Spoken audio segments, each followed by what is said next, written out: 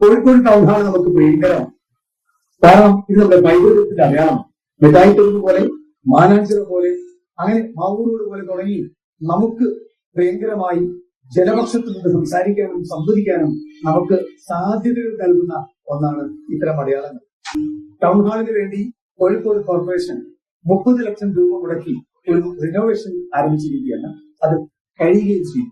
അതിനുവേണ്ടി മാസങ്ങളാണ് അടഞ്ഞു കിടന്നത് എന്നാണ് ആരോപണം. രണ്ടാമത്, നടത്തിയ തുകയ്ക്ക് അല്ലെങ്കിൽ ചെലവാക്കിയ തുകയ്ക്ക് വേണ്ടുന്ന കാര്യങ്ങൾ ഇവിടെ നടന്നു കണ്ടില്ല എന്നും പറയുന്നു. അങ്ങനെയുള്ളൊരു അന്വേഷണാത്മക സംവാദത്തിലേക്കാണ് ഇന്ന് M3R ജനകീയ വട്ടമേശയിലേക്ക് നിങ്ങളെ കൊണ്ടുവരുന്നത്. എല്ലാവർക്കും സ്നേഹം, സ്വാഗതം. കോഴിക്കോട് ടൗൺ ഹാൾ വളരെ പരിമിതമായ സൗകര്യങ്ങളുണ്ട്. നവീകരണത്തിന് മുമ്പ് 290 സീറ്റ് കോഴിക്കോട് ടൗൺ ഹാൾ ഉണ്ടായിരുന്നു. ഫിക്സ് ചെയ്ത സീറ്റ് 290 സീറ്റ് ഉണ്ടായിരുന്നു. ആ സമയത്ത് മുന്നിലും പുറകിലായിരിക്കും നമ്മുടെ പരിപാടികൾ നടത്തിയത്. ആ ടൗൺ ഹാളിൽ 30 ലക്ഷം രൂപയ്ക്ക് നവീകരിക്കുമ്പോൾ നമ്മൾ വിചാരിക്കുന്നത് ഇവിടെ ഏറ്റവും വലിയ പ്രശ്നം ഒരു 3 റോയ്ക്ക് അപ്പുറമുള്ള തറയിലിരിക്കുന്ന ആളുകൾ പരിപാടി കാണാൻ പറ്റില്ല.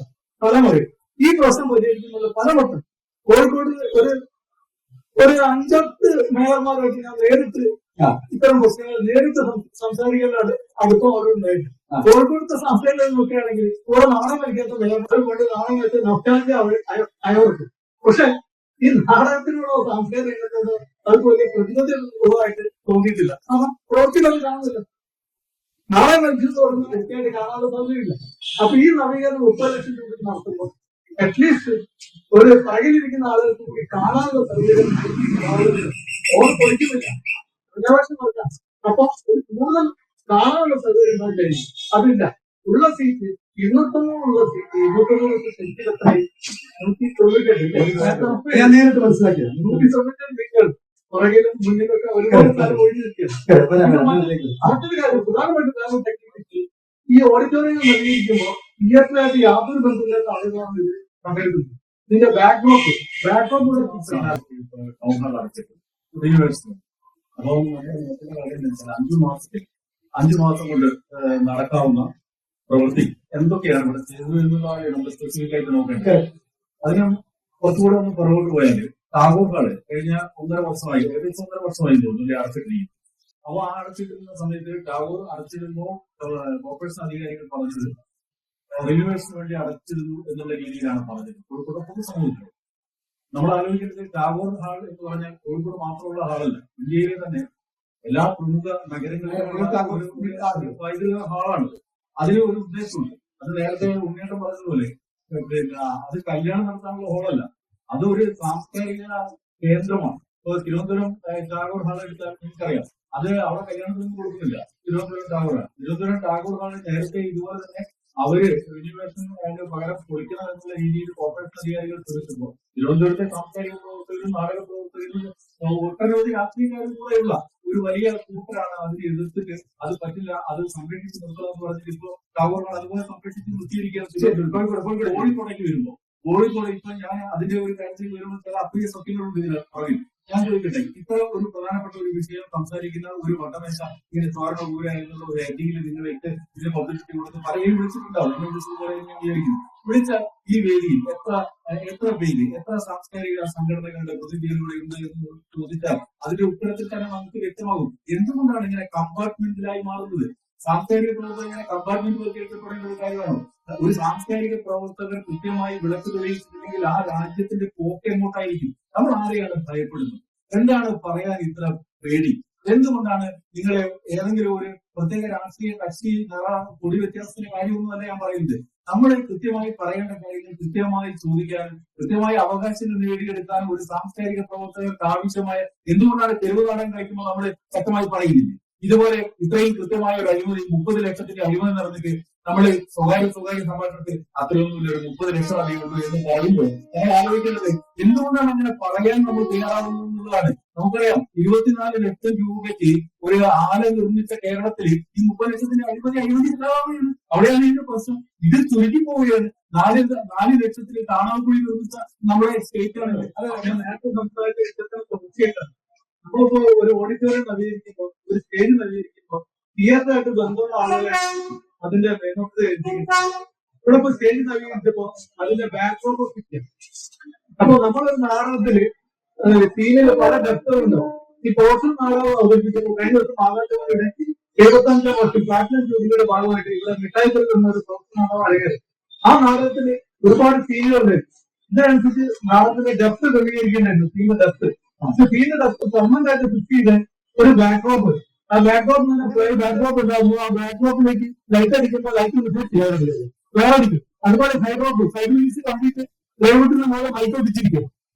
ഈ നാടകത്തിന് ഡെപ്ത് ക്രമീകരിക്കാൻ പറ്റാത്തതുകൊണ്ട് മുന്നിലേക്ക് പലക വെച്ചിട്ട് നവീൻ നടന്മാർ സക്സസ് കളിക്കുന്ന അവസ്ഥ ഉണ്ട്. എന്ന് പറഞ്ഞാൽ സ്റ്റേജ് മുന്നോട്ട് എക്സ്റ്റെൻഡ് ചെയ്തു.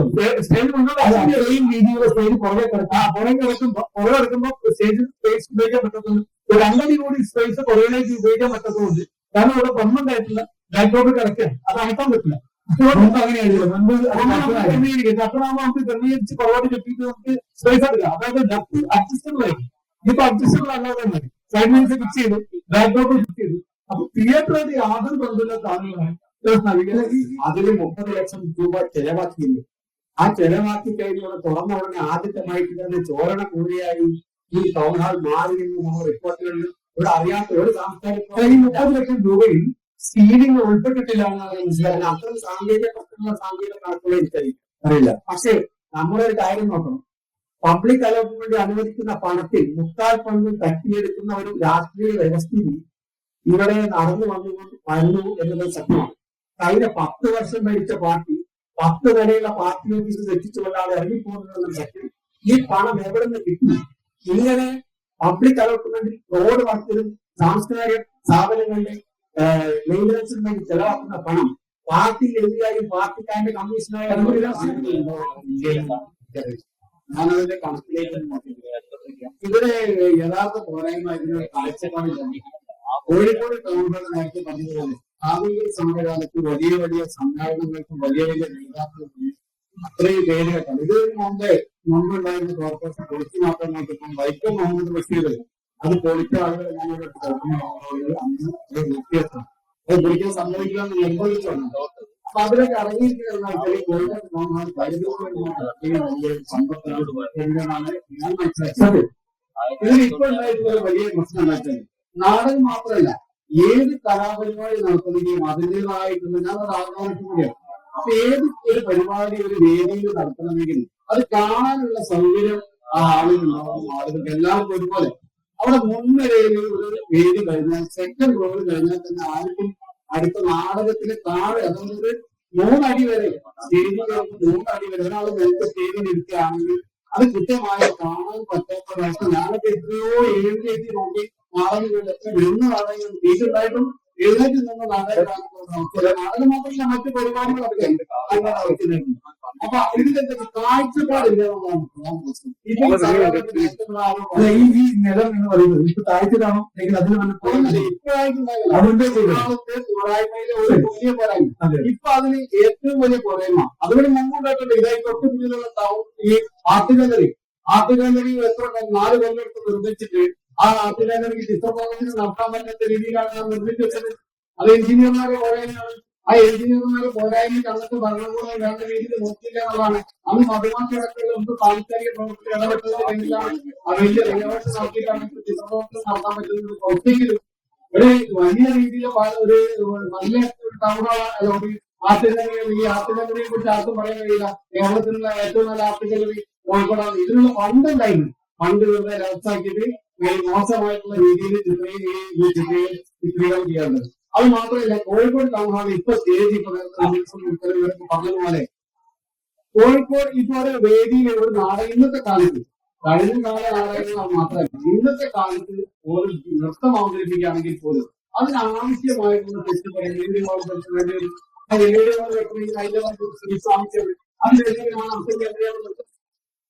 ഒരു നാടകമാണെങ്കിലും എന്താണെങ്കിലും ഇപ്പൊ ആവശ്യമായിട്ടുള്ള സൗകര്യം പിന്നോട്ടേക്ക് ആവശ്യമാണ്. അത് ടൗൺ ഹാൾ ഉണ്ട്, പക്ഷെ അത് കട്ട് ചെയ്ത് വെച്ചിട്ട് അപ്പൊ ഇതിലെ ഇവരുടെ കലയെ പറ്റിയിട്ട് അല്ലെങ്കിൽ സംസ്കാരത്തെ പറ്റിയിട്ട് യാതൊരു ബോധവും അത് അങ്ങനെ പറയുകയാണെങ്കിൽ യാതൊരു അതിന് വിദ്യാഭ്യാസം ഉണ്ടാവും. അത് എഞ്ചിനീയർ ആയിരിക്കും. പക്ഷെ ഒരു കലയെ കുറിച്ചിട്ടുള്ള യാതൊരു ബോധവും ഇല്ലാത്ത ഒരു വ്യക്തിയാണ് ഇത് രൂപകൽപ്പന ചെയ്ത് ഇപ്പോ അഴിമതിയെ ഭാഗ്യം ആരോപിക്കുന്നത് അറിവില്ലായ്മയാണ്. ഇത് ഈ ഒരു ബോധം ഒരു സാഹിത്യ നഗരം എന്നൊക്കെ നമ്മൾ ഈ ശില്പനഗരം സാഹിത്യ നഗരമൊക്കെയാണ് കോഴിക്കോട്. പക്ഷെ അതിന് അനുയോജ്യമായിട്ടുള്ള ഒരു ശില്പി അല്ലെങ്കിൽ ഒരു ആർക്കിടെക്റ്റിനെ ഇത് ഏൽപ്പിച്ചിട്ടുണ്ടായിരുന്നെങ്കിൽ ഈ ടൗൺ ഹാളിന് നല്ല കിട്ടില്ല. ഇപ്പൊ ഇവിടെ നേരത്തെ പറഞ്ഞത് വെളിച്ചത്തിന്റെ ബുദ്ധിമുട്ട് മാത്രമല്ല, ശബ്ദം കൊണ്ടും മുമ്പ് വലിയ പ്രശ്നമില്ലാത്ത വലിയ രീതിയിൽ നല്ല രീതിയിൽ പോയിരുന്ന ടൗൺ ഹാളിൽ ഇപ്പൊ ഈ വലിയ എന്താണ് സൺലൈറ്റ് പൊട്ടിച്ച് വലിയ റിഫ്ലക്ഷൻ ഒക്കെ വെച്ച് ലൈറ്റ് ചെയ്യാൻ പറ്റുന്നില്ല, ശബ്ദം നന്നായി കൊടുക്കാൻ പറ്റുന്നില്ല, പിന്നോട്ട് വേദിയില്ല. ഇപ്പൊ കഴിഞ്ഞ നാടകം ഞാൻ കണ്ടതാണ്, ഈട്ടായിത്തെരു എന്ന് പറഞ്ഞ നാടകം. ആ നാടകത്തിലെ നടന്മാര് താഴെ വീഴാതെ എങ്ങനെയും രക്ഷപ്പെട്ടതാണ്. കാരണം ഒരുപാട് ആളുകൾ മുന്നോട്ട് ഇറങ്ങിപ്പോയി 4 കോടി മുന്നോട്ട് വന്നതാണ്. വലിയ സർക്കസ് പോലെയാണ് ആ നാടകം. ആ നാടക നടന്മാർക്ക് വലിയ അവാർഡ് കൊടുക്കണം. കാരണം അത്രയും ആ നാടകം അറിയാൻ ആ റൂം തുറന്നിട്ടേ ഇല്ല. നമുക്ക് വേണ്ടി തുറന്നു തരില്ല, പുറത്തുനിന്ന് ലോക്ക് ചെയ്യുക. അതിന്റെ ഒന്നാമത്തെ പ്രശ്നം റൂമാണ്. ഇവിടെ ഒരു അക്രീഷൻ ഉണ്ടോ അറിയില്ല. കഴിഞ്ഞ ഈ പറഞ്ഞ മിഠായിക്കുള്ള നാടകത്തിനകത്ത് ലൈറ്റ് ഓഡിറ്റോറിയത്തിന്റെ ലൈറ്റ് ഓഫ് ആകുമ്പോൾ വേണമോ, അല്ലെങ്കിൽ ആ സമയത്ത് ഒരു അക്രീഷൻ പോലും ഇവിടെ കണ്ടില്ല. അവര് പല സ്ഥലത്തും കപ്പി നടന്നിട്ടാണ് അവസാനം കാണാൻ കഴിക്കും. അപ്പൊ അതിനൊരു അക്രീഷൻ മാത്രമല്ല, ആ ഗ്രീൻ റൂം അവിടെ അടുത്ത് പ്രശ്നം നമുക്കൊരു നാടകം കളിക്കുന്ന ആളുകൾക്ക് ഒരു സെറ്റ് മുമ്പൊക്കെ ഞങ്ങൾ സെറ്റ് ഞാനൊരു 90 കലാമിന്റെ നാടകം കളിക്കുന്നു. ഈ കഴിഞ്ഞ വർഷമാണ് നടന്നു. അപ്പൊ അങ്ങനെയുള്ള ഒരുപാട് പ്രശ്നങ്ങൾ ഇപ്പൊ പുതുതായിട്ടുണ്ടായി സ്റ്റേജിന്റെ മോളിൽ. അതുമല്ല ഒരു സെറ്റ് നാടകത്തിന് ആവശ്യമായ ഒരു സെറ്റ് നമുക്ക് പുറകെ കൂടിയാണ് ഉള്ളിലേക്ക് എത്തിയിരുന്നത് ആളുകളെ. ഇപ്പൊ അതിനുള്ള സൗകര്യമില്ല. ആ പണത്തെ മൊത്തം അടച്ചു. അതൊന്നാമത്തെ പ്രശ്നം. രണ്ടാമത്തെ ഈ പുറത്തുള്ള തോർത്ത് അങ്ങനെ പുറകെ കൂടി ഇല്ല, പുറകെ കൂടി തരാൻ പറ്റില്ല. കാരണം നമ്മൾ ടൗണിനുള്ളിൽ കയറിയിട്ട് ഈ ഭാഗത്തൂടി പുറകിലേക്ക് പോകും. അതെന്തായാലും ഈ റോഡിനകത്ത് വരാതെ സ്റ്റേജിനുള്ളിലേക്ക് കയറാൻ പറ്റില്ല. അല്ലെങ്കിൽ മറ്റൻ ഇല്ല. അതുപോലെ ഇപ്പൊ ഈ താവൂർവാണ്ട് താവൂർവാണ് ഇപ്പൊ കംപ്ലീറ്റ് കൊടുത്തു. ഇപ്പൊ 3 നിലകളിൽ സാംസ്കാരിക സംസ്ഥയോ വ്യാപാര സംസ്ഥയോ ഒക്കെ ഉണ്ടാക്കുന്നതാണ്. താവൂർവാട് ഇന്ത്യയിൽ തന്നെ കല്യാണത്തിന് കൊടുക്കുന്ന ഏക സ്ഥലം കേൾക്കണം. അങ്ങനെ വേറൊരു സ്ഥലത്ത് കൊടുക്കുന്നില്ല. ഞാൻ കണ്ണൂർ താവൂർവാട് പോയിട്ടുണ്ട്, പലതരത്തിൽ പോയിട്ടുണ്ട്, തിരുവനന്തപുരത്ത് അങ്ങനെ പലതരത്തിൽ പോയി ആളുകൾ. അപ്പൊ ആ കല്യാണത്തിന് കൊടുക്കുന്ന ഒരേ ഒരു സ്ഥലം ഇവിടെ ഒരു കല്യാണമാണ്. അത് കഴിഞ്ഞിട്ടുള്ളൂ. ഇപ്പോഴും ഉണ്ടാക്കാൻ പോകുന്നത് താഴെ നിലയിൽ കല്യാണം, 2ാം നിലയിൽ നാടകം പോലുള്ള മറ്റു പരിപാടികൾ, 3ാം നിലയിൽ സംശയം. ഈ ഭാഗ സംശയങ്ങൾ എന്താണ്? ഇപ്പോഴത്തെ ബഡ്ജറ്റിൽ കോർപ്പറേഷൻ സ്റ്റേഡിയം നവീകരിച്ചു പറയില്ല. അത് ചിലപ്പോൾ നാടകം കളിക്കാൻ അവിടെ ഫുട്ബോള് ചിലപ്പോൾ ഉണ്ടാക്കിയിട്ട് ആളുകൾക്ക് എസ് കെ ആരാണ്? എസ് കെ പൊറ്റക്കാട്ടാരാണ്? എന്തിനു വേണ്ടിയിട്ട് അവൾ ഹോൾ ഉണ്ടാക്കി? അവള് സ്ഥിരമായിട്ട് കല്യാണത്തിനല്ല അവള്. അത് സ്ഥിരമായിട്ട് കല്യാണത്തിന് പോയി ഞാൻ മാത്രം പോയിക്കോളൂ. അത് ശരിക്കും പറഞ്ഞാൽ ഏറ്റവും വലിയ കോർപ്പറേഷന്റെ വരുമാന മാർഗം എന്ന് പറയുന്നത് വിവാഹമാണ്. അപ്പൊ 3 തരത്തിലാണ് അതിന്റെ സ്ലാബ് കൊടുത്തിട്ടുള്ളത്. സാംസ്കാരിക പരിപാടികൾക്ക്, കുട്ടികളുടെ പരിപാടികൾക്ക്, അതേപോലെ തന്നെ വിവാഹങ്ങൾക്ക്. അപ്പൊ വിവാഹങ്ങൾക്കാണ് ഏറ്റവും വലിയ തുക ലഭിക്കുക. അതുകൊണ്ട് തന്നെ ഇതൊക്കെ വിവാഹത്തിന് പോകുന്നത്. അപ്പൊ ഇതില് ഇപ്പൊ പറഞ്ഞ സ്റ്റേജിന്റെ വിട്ട്, അതായത് ഞാനിപ്പോ ഇവിടെ ഒരു സ്കൂൾ തല യുവജനോത്സവം, സംസ്ഥാന തല യുവജനോത്സവത്തിന് വരെ ഓഡിയൻസ് ആയി പ്രവർത്തിച്ച ഒരാളാണ്, പ്രവർത്തിച്ചുകൊണ്ടിരുന്ന ഒരാളാണ്. അപ്പൊ അതിനൊക്കെ നമുക്കൊരു പ്രോഗ്രാം ചെയ്യുന്ന സമയത്ത് അതിന് സ്റ്റേജിന് ഒരു അളവ് 16, 16, 20, 16 ഇങ്ങനെ പറയുന്ന അളവുകൾ. ഈ ഒരു സ്റ്റേജിന്റെ അവിടെ നിന്നിട്ടുള്ള അളവ് വേണമെങ്കിൽ ആർക്ക് വേണമെങ്കിൽ പരിശോധിക്കാം. എത്ര അതിന്റെ ഇന്നർ സൈസ് എന്താ പറയാ ഒരു വീതിയും നിങ്ങൾ എത്ര കിട്ടുന്നു. അതോടൊപ്പം തന്നെ ഇപ്പൊ ഇവിടെ പറഞ്ഞ ഒരു പെർമനന്റ് സൈഡ് വെച്ച് കഴിക്കുകയാണെങ്കിൽ എന്താണ് സൈഡ് പീസ്. ഇതൊരു പ്രൊഫഷണൽ ഒരു പക്ക പ്രൊഫഷണൽ ഇരിക്കുകയാണ്. കാരണം നമ്മൾ നവതല വലിയ ഹോള് പോയിരിക്കാൻ നമുക്ക് കാണാലോ. ആ ഹോൾ എന്താ, അത് അവർക്ക് വേണേൽ സൗകര്യമുള്ളവർ എടുത്താൽ മതിയില്ല. ഇതല്ല പ്രൊഫഷണലൈസ് ചെയ്യുകയല്ല ചെയ്തു. അല്ല, പ്രൊഫഷണലൈസ് എന്ന് ഉദ്ദേശിച്ചാണ് ഈ ഭംഗി കൂട്ടിട്ടുള്ള ഒരു കാണാൻ കാണാൻ ഭംഗി തിന്നാനാണ്. അതാണ് ഇപ്പോൾ സംഭവിക്കുന്നത്. സ്വസ്ഥമായ നാടകങ്ങളും തൃശ്ശൂരിൽ പോയി കാണേണ്ട ഒരവസ്ഥയുണ്ട്. ഇതിനെപ്പറ്റി ഭരണാധികാരികൾക്ക് അറിയാവുന്ന അല്ല അച്ഛനാ നയിക്കുന്നതാണ് ഞാൻ. നമ്മൾ ഇങ്ങനെയൊരു സംവാദം സംഘടിപ്പിക്കുന്ന സമയത്ത് കോഴിക്കോട്ടെ പ്രധാനപ്പെട്ട സംഘടനകൾ, നേരത്തെ ബിജു പറഞ്ഞതുപോലെ വലിയ തോതിൽ ഇവിടെ പ്രക്ഷോഭം നടത്തിയവരുണ്ട്, മേയറെ കണ്ട് പരാതി കൊടുത്തവരുണ്ട്, ധർണ സംഘടിപ്പിച്ചവരായിരുന്നില്ല. അവരാരും ഇന്ന് വന്നിട്ടില്ല എന്നുള്ളത് നമ്മൾ കാണേണ്ടത്. വിളിച്ചില്ല, തീർച്ചയായിട്ടും അത് കോർഡിനേറ്റർ ആളുകൾ എല്ലാവരെയും ഈ സംഘടനയിൽ ബന്ധപ്പെട്ട കോർപ്പറേഷന്റെ പ്രതിനിധികളാരും വിളിച്ചില്ല. കോർപ്പറേഷന്റെ പ്രതിനിധികൾ എന്ന നിലയ്ക്ക് വികസന ക്ഷേമകാരി സ്റ്റാൻഡിംഗ് കമ്മിറ്റി ചെയർമാൻ വിളിച്ചിട്ടുണ്ട്. അതോടൊപ്പം തന്നെ പ്രതിനിധി വരാൻ പറഞ്ഞല്ലോ, പ്രതിപക്ഷ നേതാവിനെ വിളിച്ചിട്ടുണ്ട്. അതായത് ഭരണതലത്തിൽ രണ്ടുപേരെയാണ് വിളിച്ചത്.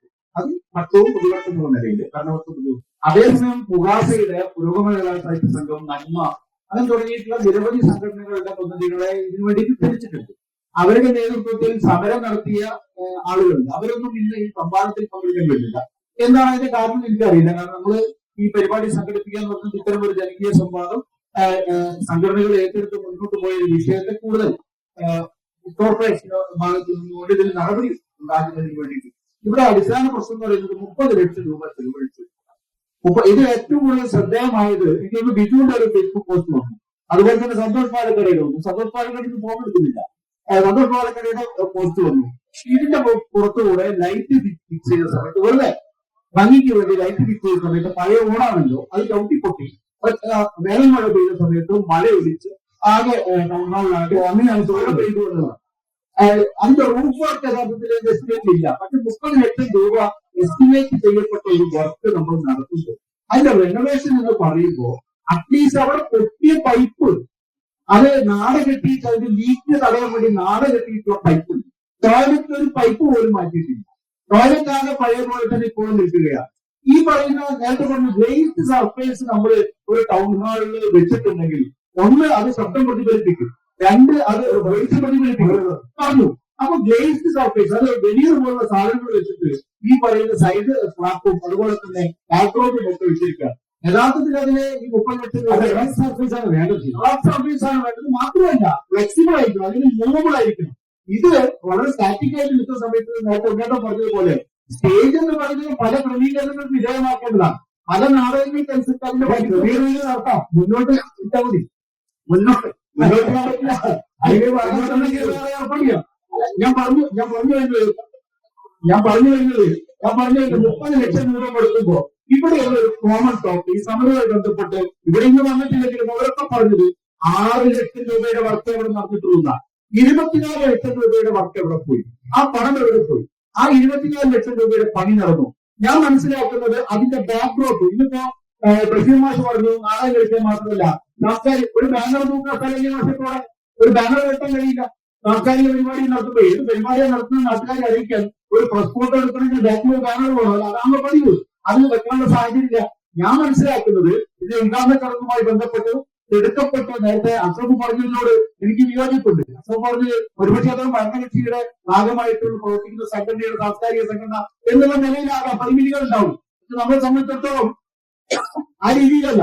ബഹുമാനപ്പെട്ട മുഹമ്മദ് അലി അസറിന്റെ ഉദ്ഘാടന ചടങ്ങിൽ വന്ന സമയത്ത് നമ്മൾ മനസ്സിലാക്കുന്നത് അതിന്റെ ബാക്ക്ഡ്രോപ്പിന് പകരം LED വോളാണ്. LED വോളാണ്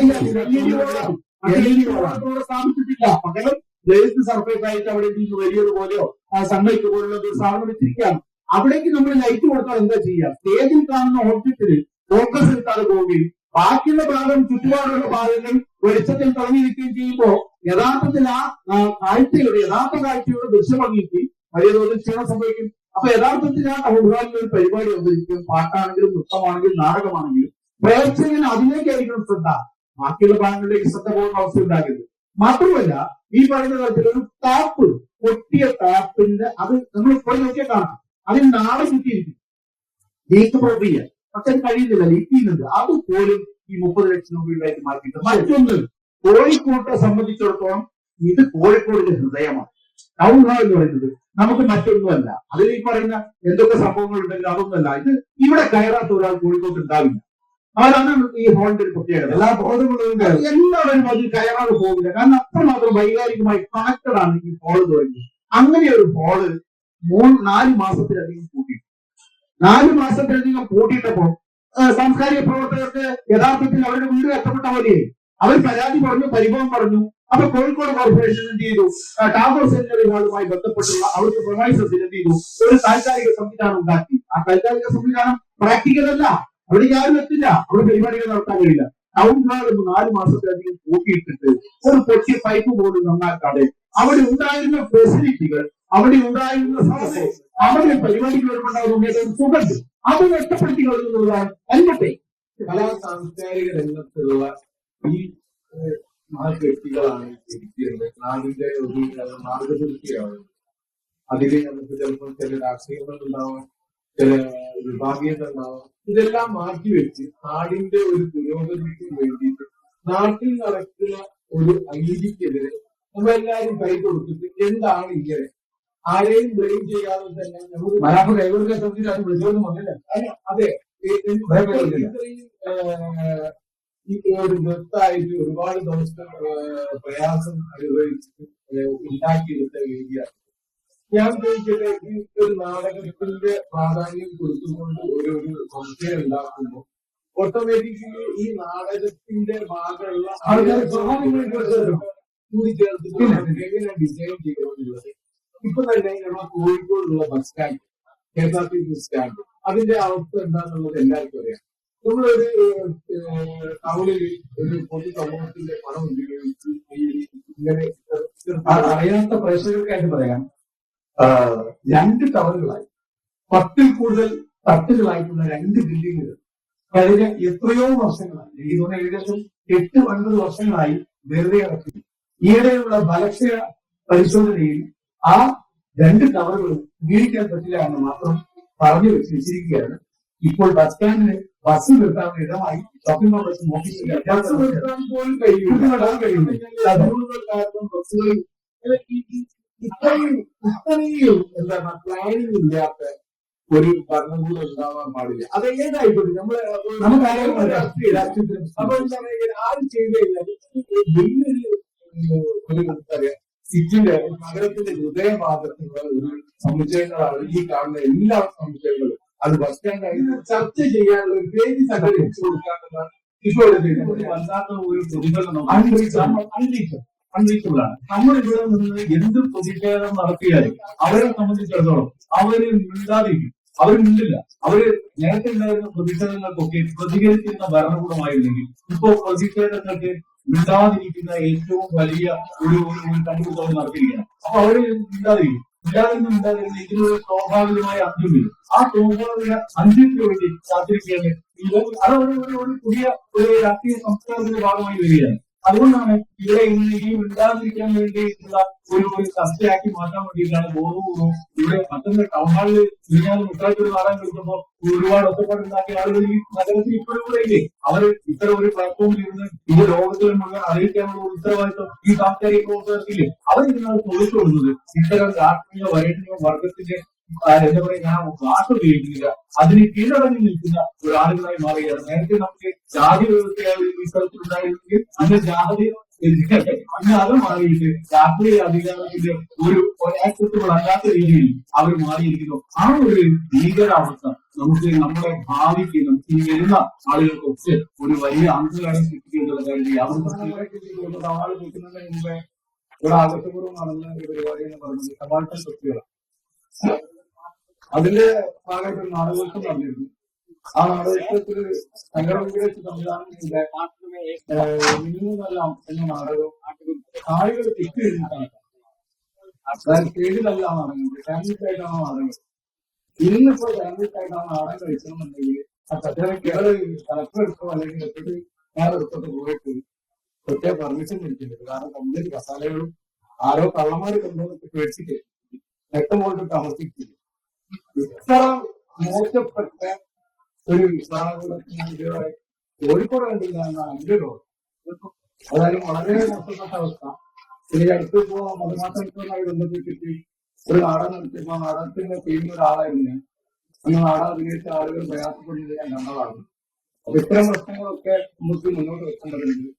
അത് വിജയമായി പറഞ്ഞതുപോലെ വളരെ അനിവാര്യതയാണ് പറഞ്ഞത്. ഈ കോൺട്രാക്ട് 30 ലക്ഷം രൂപ ഇവിടെ കേൾക്കുന്നത് 6 ലക്ഷമോ 7 ലക്ഷമോ 10 ലക്ഷം ചെലവഴിക്കുന്നില്ല. ബാക്കി 20 ലക്ഷം പൊതുപണമാണ്. ആ പൊതുപണം ഇത്തരത്തിൽ അഴിമതിക്ക് വിധേയമാക്കി അല്ലെങ്കിൽ അതിൽ നിന്ന് 20 ലക്ഷം രൂപ കവർന്നെടുത്തവർക്കെതിരെ എന്ത് നടപടി സ്വീകരിക്കാൻ പറ്റും? ഈ ഒരു സംവാദത്തിന്റെ ഒരു എന്തെങ്കിലും ഒരു കൺക്ലൂഷൻ റിസൾട്ടുമാണ് എനിക്ക് പറയാനുള്ളത്. അത്തരത്തിലുള്ള കോൺട്രാക്ടർമാരെ ബ്ലാക്ക് ലിസ്റ്റ് ചെയ്യാൻ പറ്റണം. ഇത് വലിയ തോതിൽ ജനങ്ങളുടെ പൊതുപണം അടിച്ചു മാറ്റുന്ന നടപടിയാണ്. കോഴിക്കോട് കോർപ്പറേഷൻ അതിനെ സംബന്ധിച്ച് വിജിലൻസ് എൻക്വയറി നടത്തി അങ്ങനെയുള്ള അന്വേഷണം പൂർത്തിയാക്കി ആ കോൺട്രാക്ടർക്കെതിരെ പോലും നടപടിയെടുക്കണം. അതോടൊപ്പം തന്നെ ഭാവനാശൂന്യമായ പുതിയ ഒരു രാഷ്ട്രീയ സംസ്കാരത്തിന്റെ ഭാഗമായി വരികയാണ്. അതുകൊണ്ടാണ് ഇവിടെ ഇനിയും ഉണ്ടാകാതിരിക്കാൻ വേണ്ടിയിട്ടുള്ള ഒരു ചർച്ചയാക്കി മാറ്റാൻ വേണ്ടിയിട്ടാണ് ബോധപൂർവ്വം ഇവിടെ മറ്റൊന്ന് ടൗൺ ഹാളിൽ ഇങ്ങനെ മുട്ടായിട്ടൊരു നാടകം കളിക്കുമ്പോൾ ഒരുപാട് ഒറ്റപ്പാടുണ്ടാക്കിയ ആളുകൾ ഈ നഗരത്തിൽ ഇപ്പോഴും കൂടെ ഇല്ലേ? അവർ ഇത്തരം ഒരു പ്ലാറ്റ്ഫോമിൽ ഇരുന്ന് ഇത് ലോകത്തിൽ മുഴുവൻ അറിയിക്കാനുള്ള ഉത്തരവാദിത്വം ഈ സാംസ്കാരിക പ്രവർത്തകർക്കില്ലേ? അവരിതിനാണ് തൊഴിൽ കൊടുക്കുന്നത്. ഇത്തരം രാഷ്ട്രീയ വരേണ്യ വർഗത്തിന്റെ എന്താ പറയുക, ഞാൻ ഭാഷ ഉപയോഗിക്കുന്നില്ല, അതിന് കീഴടങ്ങി നിൽക്കുന്ന ഒരാളുകളായി മാറുകയാണ്. നേരത്തെ നമുക്ക് ജാതി വ്യവസ്ഥയായ ഈ സ്ഥലത്തുണ്ടായിരുന്നെങ്കിൽ അന്ന് ജാതി അന്ന് അത് മാറിയിട്ട് രാഷ്ട്രീയ അധികാരത്തിന്റെ ഒരു ആക്സെപ്റ്റബിൾ അല്ലാത്ത രീതിയിൽ അവർ മാറിയിരിക്കുന്നു. ആ ഒരു ഭീകരാവസ്ഥ നമുക്ക് നമ്മുടെ ഭാവിക്ക് നമുക്ക് ഈ വരുന്ന ആളുകൾക്കൊക്കെ ഒരു വലിയ അന്തരാളം സൃഷ്ടിക്കുന്ന കാര്യം.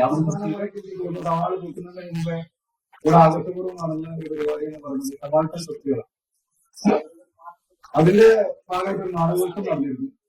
ആ നാടകോത്സവത്തിൽ സംഘടനയുടെ സംവിധാനത്തിന്റെ നിന്നെല്ലാം എന്ന നാടകം ആളുകൾ തെറ്റി എഴുതിയിട്ടാണ്. അതായത് സ്റ്റേജിലല്ല നടന്നത്, ഫാമിലിക്കായിട്ടാണ് നടന്നത്. ഇന്നിപ്പോ ഫാമിലിക്കായിട്ടാണ് നാടകം കഴിച്ചതെന്നുണ്ടെങ്കിൽ ആ കച്ചവടക്ക് കളക്ടർ എടുത്തോ അല്ലെങ്കിൽ ഡെപ്യൂട്ടി മേയർ എടുത്തോട്ട് പോയിട്ട് പ്രത്യേക പെർമിഷൻ പിടിക്കുന്നുണ്ട്. കാരണം കംപ്ലീറ്റ് മസാലകളും ആരോ കള്ളന്മാര് കൊണ്ടുവന്നിട്ട് പേടിച്ചിട്ട് രക്തമോട്ട് താമസിക്കും. ഇത്ര മോശപ്പെട്ട ഒരു ഭരണകൂടത്തിന് കോഴിക്കോട് കണ്ടില്ല എന്നാണ് എന്റെ രോഗം. അതായത് വളരെ മോശപ്പെട്ട അവസ്ഥ. ഇതിന്റെ അടുത്ത് ഇപ്പോ മതമാസങ്ങളുമായി ബന്ധപ്പെട്ടിട്ട് ഒരു നാടകം നടത്തിയപ്പോ നാടകത്തിന്റെ ചെയ്യുന്ന ഒരാളായിരുന്നു ഞാൻ. അന്ന് നാടകം അഭിനയിച്ച ആളുകൾ പ്രയാസപ്പെടുന്നത് ഞാൻ കണ്ടതാണ്. അപ്പൊ ഇത്തരം പ്രശ്നങ്ങളൊക്കെ നമുക്ക് മുന്നോട്ട് വെക്കേണ്ടതുണ്ട്. അത് വിജയമായി പറഞ്ഞതുപോലെ വളരെ അനിവാര്യതയാണ് പറഞ്ഞത്. ഈ കോൺട്രാക്ട് 30 ലക്ഷം രൂപ ഇവിടെ കേൾക്കുന്നത് 6 ലക്ഷമോ 7 ലക്ഷമോ 10 ലക്ഷം ചെലവഴിക്കുന്നില്ല. ബാക്കി 20 ലക്ഷം പൊതുപണമാണ്. ആ പൊതുപണം ഇത്തരത്തിൽ അഴിമതിക്ക് വിധേയമാക്കി അല്ലെങ്കിൽ അതിൽ നിന്ന് 20 ലക്ഷം രൂപ കവർന്നെടുത്തവർക്കെതിരെ എന്ത് നടപടി സ്വീകരിക്കാൻ പറ്റും? ഈ ഒരു സമ്പാദത്തിന്റെ ഒരു കൺഫ്യൂഷൻ റിസൾട്ടുമാണ് എനിക്ക് പറയാനുള്ളത്. അത്തരത്തിലുള്ള കോൺട്രാക്ടർമാരെ ബ്ലാക്ക് ലിസ്റ്റ് ചെയ്യാൻ പറ്റണം. ഇത് വലിയ തോതിൽ ജനങ്ങളുടെ പൊതുപണം അടിച്ചു മാറ്റുന്ന നടപടിയാണ്. കോഴിക്കോട് കോർപ്പറേഷൻ അതിനെ സംബന്ധിച്ച് വിജിലൻസ് എൻക്വയറി നടത്തി അങ്ങനെയുള്ള അന്വേഷണം പൂർത്തിയാക്കി ആ കോൺട്രാക്ടർ പോലും നടപടിയെടുക്കണം.